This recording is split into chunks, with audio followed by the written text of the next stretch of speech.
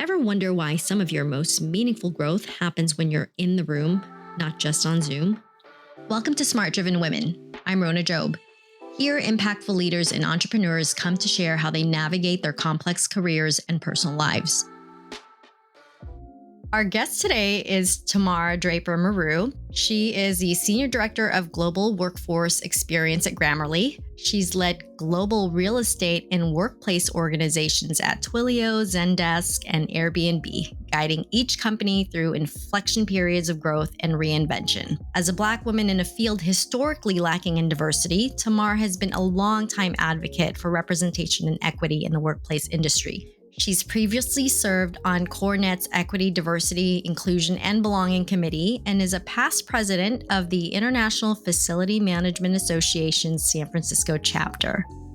Today, Tamar supports future generations as a board member for Reading Partners, a national nonprofit that expands literacy access by helping students achieve reading proficiency by the fourth grade. Tamar holds an MCR from CoreNet and an MBA from San Francisco State University.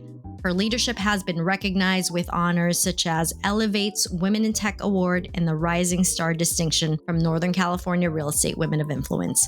Outside of work, Tamar finds joy in swimming, birding, tending her vegetable garden, and cooking meals that celebrate the harvest from her backyard. Welcome, Tamar. Thank you so much. What a great introduction, Rona. Appreciate it. Thank you. Thank you for joining us. I always like to start us off with some rapid fire questions. I'm going to ask you some really quick questions and you're going to fire them right back at me to just help us get to know you a little bit better. How does that sound? I'm ready. Awesome. All right. What city do you live in and who's in your household? Affectionately known as The Town. I live in Oakland, California, and I live with my husband, 2 cats, and my dog, Winston, an Australian cattle dog mix. Coffee or tea in the morning? Neither. I generally don't need caffeine. I'm a naturally energetic person from the moment that I wake up. And I also don't usually consume food or drink before noon. Oh my gosh, I love it. I'm so jealous. I'm so impressed. What's the last book you finished? Bad Blood, Secrets and Lies in a Silicon Valley Startup, which is the story of Theranos. Oh, wow. Got to look at that one. Good. One word to describe your leadership style. Intentional. Favorite app on your phone. Okay, so I will preface this by saying that I only just found out how to do this on my phone. But according to my phone, the app that I use the most is Maps. Oh. Who would have known? Sounds like a utility app. Any other fun apps, though?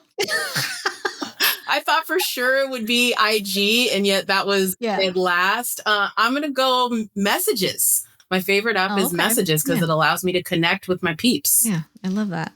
Podcast or audiobooks? Podcast.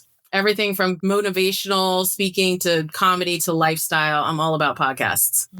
Especially when they're like bite-sized too. I love those. So you can kind of listen to them while you're running the apps, the Google Maps or Apple Maps in the background. Who's a professional role model for you? I've never really had a single role model. I'm more of a collector, if you will. Pick up pieces of inspiration from various people that I meet or work with, or even just observe professionally. So whether it's somebody's boldness, particularly if it's another woman, recognizing somebody who can be really empathetic or how somebody handles pressure. What I've found over time is I naturally want to know more about those folks, strike up conversations with them. And what usually happens is, they stick with me rather than trying to follow one person's credo or in somebody's footsteps. Yeah. Sounds like you're a continuous and curious learner from many, many different role models. Very, very, very curious, for sure. One cause you are passionate about? Yeah, I grew up reading. I had hundreds of books in my home. Both of my parents were also voracious readers. And so a cause that I'm super passionate about is Reading Partners. And I didn't realize until joining this particular cause that me having books at home, that my parents being incredibly literate and, very strong readers, those were all luxuries in many households, even today, and particularly in communities right where I live.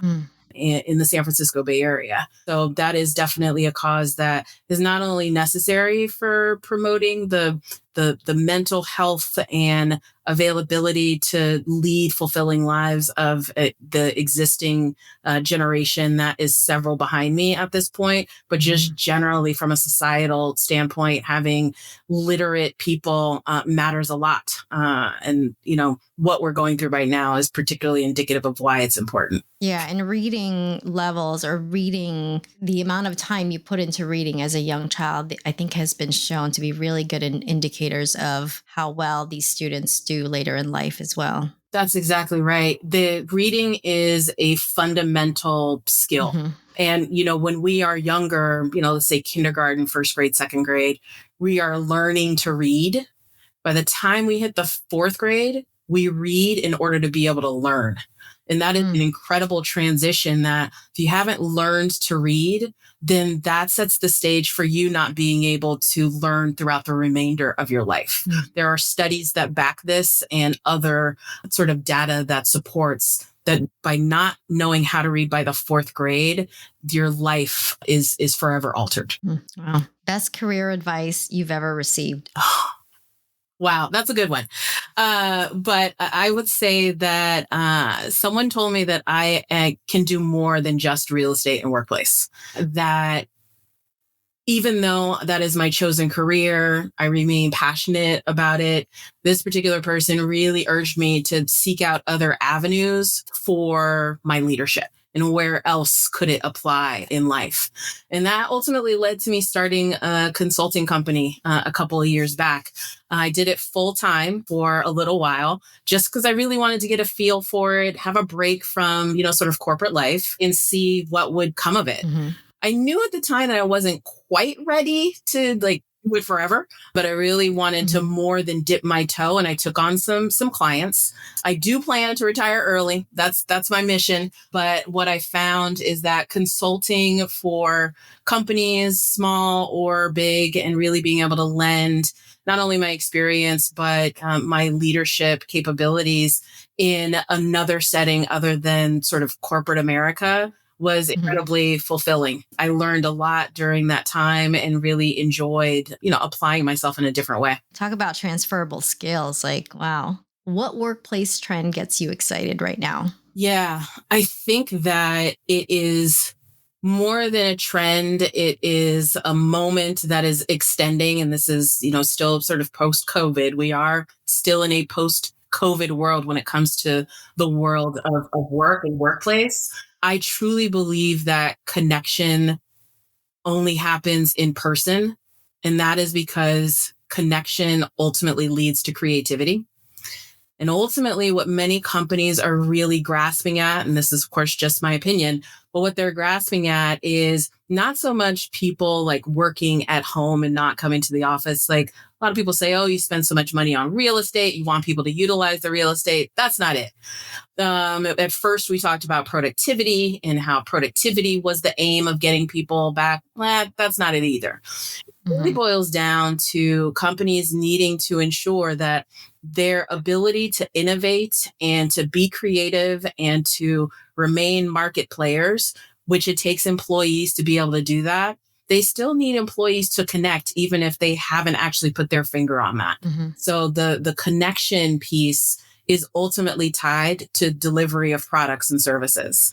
If their employees are disconnected, it makes it a lot more difficult in order for them to be able to do that. The trend of companies having some minimum amount of time to come back into the office, I think as a real estate and workplace person, it's an exciting challenge. Yeah. I can play a significant role at a company in helping to shape what connection looks like. And, that's the thing that I think excites me right now.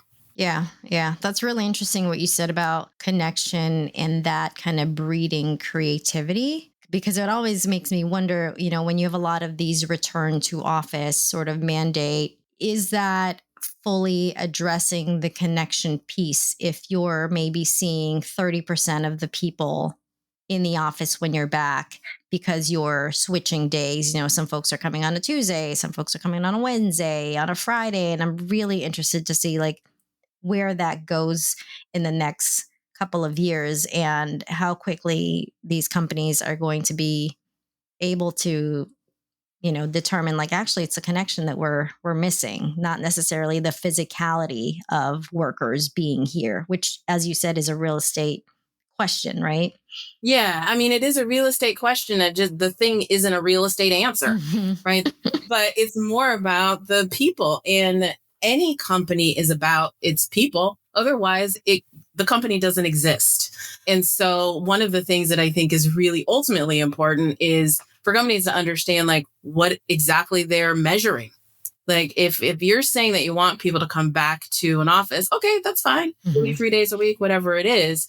But what are you hoping to gain out of that? It has to be something, because that is the thing that isn't really adequately being explained to employees. And folks feel like, well, hold on, I'm doing the same job remotely in my home. I have, all of the tools that are necessary in order for me to be productive. Yeah. What changes when I change location? And the only thing, in my opinion, that changes is the connection piece. You cannot connect truly over Zoom. It's just not a thing. It's like having a party where everybody that you want to attend, but you're all partying in your own houses. That's not a party.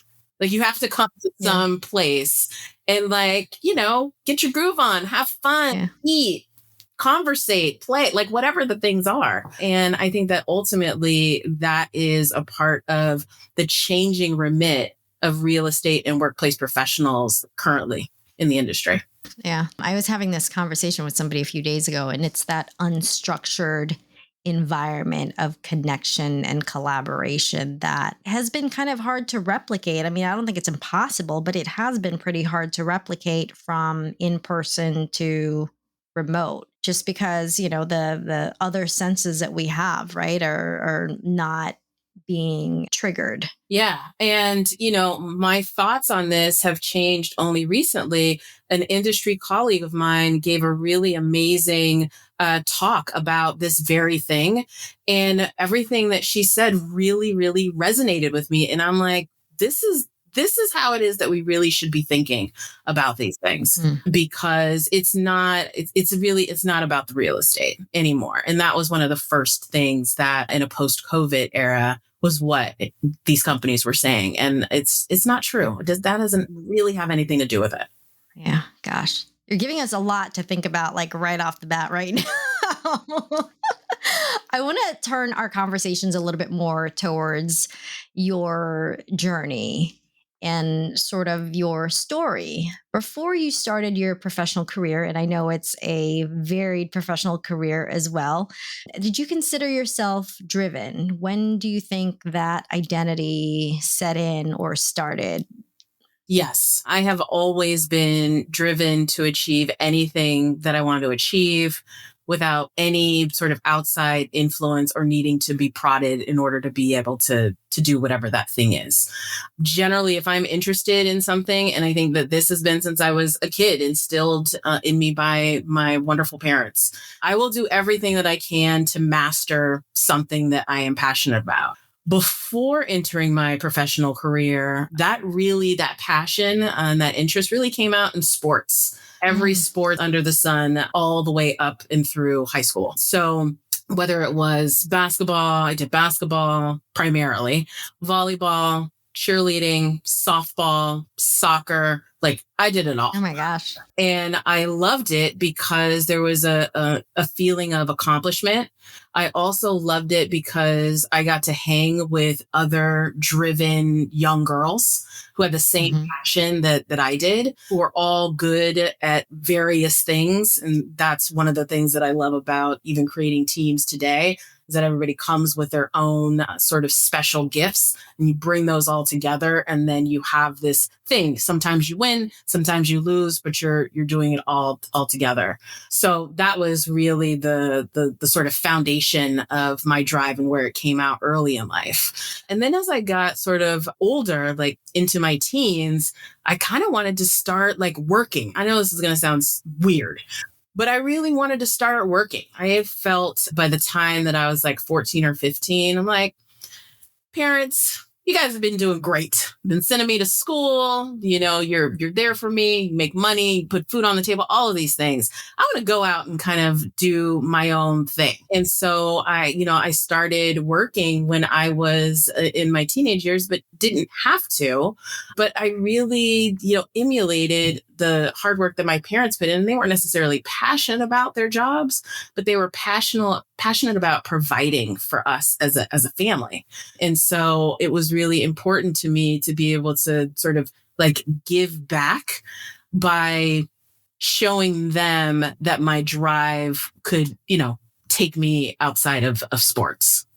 Yeah. Yeah. There's sort of that underlying thought that you always have in the back of your mind that, like, well, my parents work really hard and, I know why they work really hard.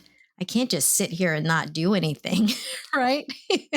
But at the same time, I mean, that doesn't necessarily surface in your conversations or maybe even in your thought process, but it's something that you feel. Yeah. You can't explain, but you're like, yeah, I think I need to get a job. Yeah. You want to be contributing member of something. Right. That's the drive. The feeling, right? Like the feeling that you just described, like that's the drive. It's the drive to, and then right. Drive to learn this, drive to do this. All that is internal. It might be inspired by external forces, like an example that I gave, like it was my parents from that perspective, but inner drive can come just from myself. Or that there's something that I see or something that I'm curious about. And then that piques the drive to want to do or learn more. And that continues today. What was your first job? Well, I was a file clerk in the radiation oncology department at UCSF in San Francisco. That's a pretty good first job. Like, that's solid. What I found interesting afterwards is that I was in a place that people were going through some things. Yeah, I bet. Oh, Every man. single patient that was coming into that waiting, because they came in and saw the doctors, they were living with cancer. And I didn't see that at the time. I knew the title, radiation oncology, like I understood that. But the file clerk was my first foray into like working, quote unquote, for a living, because I was working with people, I would just come in after school for 3 hours. And I remember the other person who was also a teenager, a little bit younger than me, but we worked alongside. And then everybody else was a grown professional. Yeah. And so it was my very first like professional job. And yeah, that was my first job. Was that weird to kind of, or what? I don't know if weird is the right question. What feelings or what thoughts surfaced in your teenage mind when you're like working a job and everybody else around you is like a straight up professional, right? Like, I have my own personal thoughts when I had my first job that was like in an office environment and I'm literally the youngest person there. But I'm curious, what was your thought process experience like as you were holding this UCSF job? Yeah, I was learning how to put files back correctly. I was learning how to grab files from doctors' offices. Physically, back in the day, before EHRs. Physically. Put papers, put holes in them, put them into the folders, put the folders away. Also do some work on the computer. And, like I said, everybody else was like a grown professional, but it was very familial.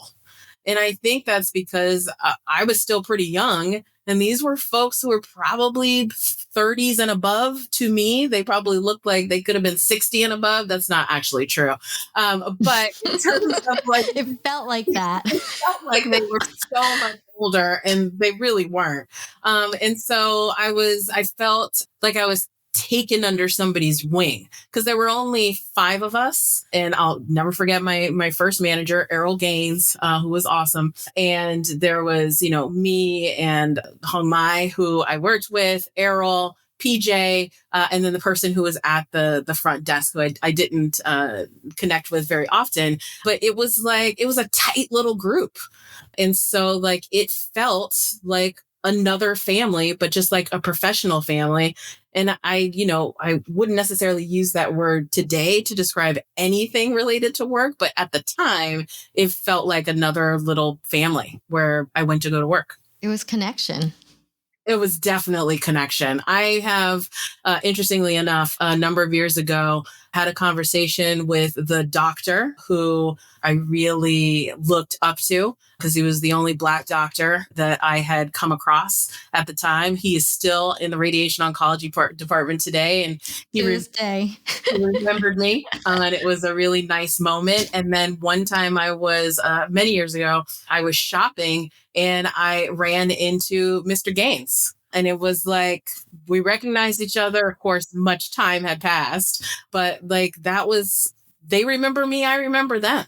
Then there are plenty, I've had jobs since then where there's folks that I don't remember, but I remember each and every single one of them. What a great example of connections being made at work through a lot of this sort of unstructured collaboration and getting to know folks in community, right? Yeah. And that's what it was. It was a mini community. A lot of us spend most of our waking hours, a lot of us, as in most adults who are working, spend, a good chunk of our waking hours at work rather than home. And I love what you're describing because this is a human experience of working, right? A lot of us refer to like our work brothers, our work sisters, our work wives, our work husbands. And do you think that these experiences that you've had specifically to your first job has shaped how you think about workplace design, how you think about return to office, or in general, the trends that are happening now in the workplace?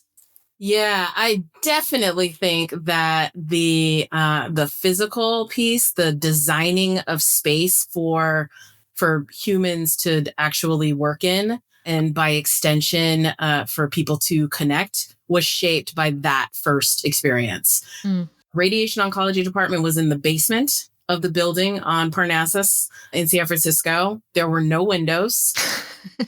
The cubes, if you will, that we would sit in and, work on the computer were side by side, these like little cubbies facing a wall.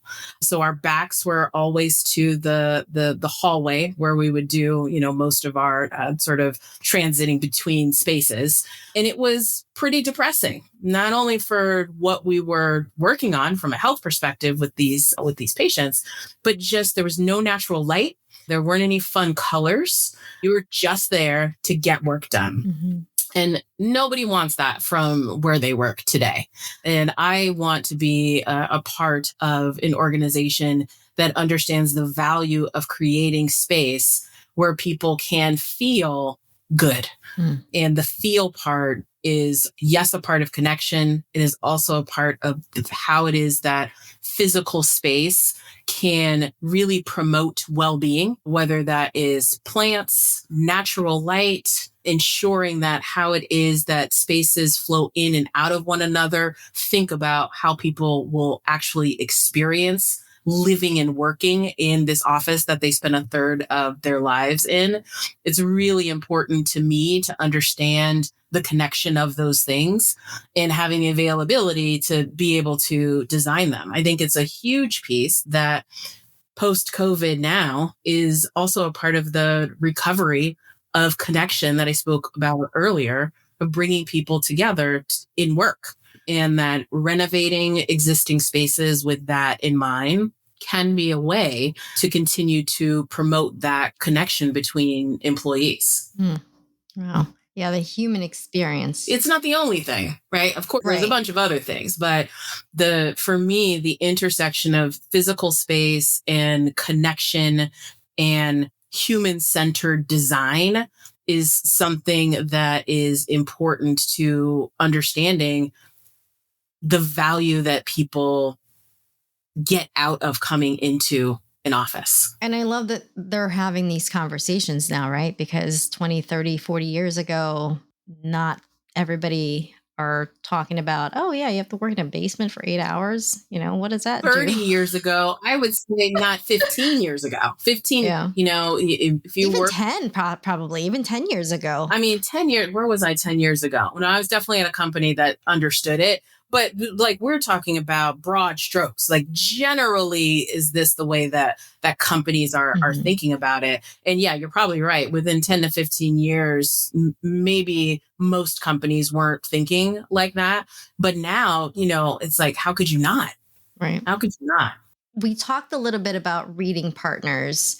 How did you get connected with them? And when I look at your, what you do, like say I was to look at you on paper, I would be wondering like, what's the connection between workplace and reading partners? And it makes me want to know more about like the stories and the dots between those two organizations and you, of course. How did you get connected to them and what made you sort of want to support them or connect with them further in this capacity as a board member? Yeah, well, first I'll say that, giving back and being a part of nonprofit boards or just volunteering is something that I have done for most of my professional career. It is not enough to me to just go to work every single day. I have to be able to do something that is helping somebody else. Otherwise, I don't personally feel fulfilled. And I don't need to know that person, but I do need to feel like that there's something that I can give to whatever is going to make their lives better. So prior to joining Reading Partners, I was actually also on the board for the Oakland Ed Fund, another really amazing organization. I've been there for 5 years. And generally, I give myself 5-year stints with places, particularly for volunteering. And so I was at the end of that tenure, and it just so happened that the development director was leaving to go to Reading Partners. Now, I didn't know that at the time, but fast forward maybe, I don't know, 6 months or something after I had finished, he reaches out to me and is like, hey, this is where I am right now. And, you were so great at Oakland Ed Fund. I'd love to chat with you about Reading Partners. I didn't know partners existed. I had no idea. And so, I go to their location, happy to see him, of course, happy to hear about the story. And I'm ashamed to say flabbergasted at the lack of availability for kids to read in school. Again, particular to this community in San Francisco, Oakland, San Leandro, San Lorenzo, et cetera. Because again, I've read my entire life. And I don't take books, or actually, maybe I do take books for granted. And that's when I say I'm ashamed to think that this wasn't a thing, but it's really a thing that kids do not read. By the 4th grade, when I think about where I was in the 4th grade, by way of a little bit of an anecdote, in the 3rd grade, there was a spelling reading comprehension book. And that was a part of our lesson plans. I can't remember if it was daily or weekly, probably weekly. And I one day said, oh, I'm just going to go through the rest of this book. And so I literally went through all of the exercises. I wrote in answers. I did all the way to finishing the book before my class got there. I then sent that to the teacher and I was like, hey, I finished this. And so you know what she did? She gave me every grade book after that. And so I went through the 4th grade, the 5th grade, the 6th grade, the 7th grade books while I was in the 3rd grade. And then that school actually closed down. I had to go to a new school, but that teacher gave me an opportunity to do reading comprehension and spelling and all of these other, really essential foundational skills for literacy past my current grade level. Like that was an amazing amount of support. And so when talking to this development director about Reading Partners and how that experience of mine is just so far afield of what is currently happening, that's difficult to wrap my head around. Yeah. And it's so unfair that we have an educational system that would allow a child to not read by the time that they are exiting the 4th grade and then just keep going grade after grade after grade after grade. And it only gets harder and harder. And so, I'm so passionate about it because I really want kids, all kids everywhere, no matter where it is that they live, no matter how much their parents make, they should be able to read. And so, I I'm so passionate about it that I would do and have done just about anything I can to evangelize what this organization means. It's just amazing. And my story and taking from my own background is really something that drives me, going back to being driven, that really drives me to want to help this organization succeed. Yeah, I definitely see that. I mean, the desire and passion to do something good, Yeah. something good that you have seen the results of, and you can't imagine the lack of support Yeah. for others, essentially. Right. Wow. So Tamar, like, you're heavy on connection, heavy on the drive, heavy on representation, and making sure that kids really have access to the amazing things that you've experienced as a child, and making sure that your experience as somebody who started out working in a basement, is also, I don't want to say addressed, but is also improved in your current roles. I mean, you're a smart, driven woman. Thank you. I appreciate that. I would never say that about myself, but I appreciate Yeah. you saying it about me and having me on to talk about it. Yeah, absolutely. I mean, when you're looking at your career and your journey and how much impact you've just had in your personal and professional life, what would you say to your younger self when you were just starting out? Is there anything that you were like, you know what, I wish I'd heard this when I was 20, when I was 25 or 15? I think I'm going to pick the younger self, early 20s, like coming out of college, out of undergrad, figuring out kind of what is it that I want to do. And I think the advice that I would give her is that quitting is not in your vocabulary. And whenever you get to a point where you say you want to quit, whatever that thing it is that you're doing, just go a little bit longer or a little bit further and ask yourself again, do you still want to quit? And then a little bit further for a little bit longer, and keep asking, do you still want to quit? Because by the end, you will have actually gotten to where it is that you wanted to go. One step forward, ask yourself if you still want to quit.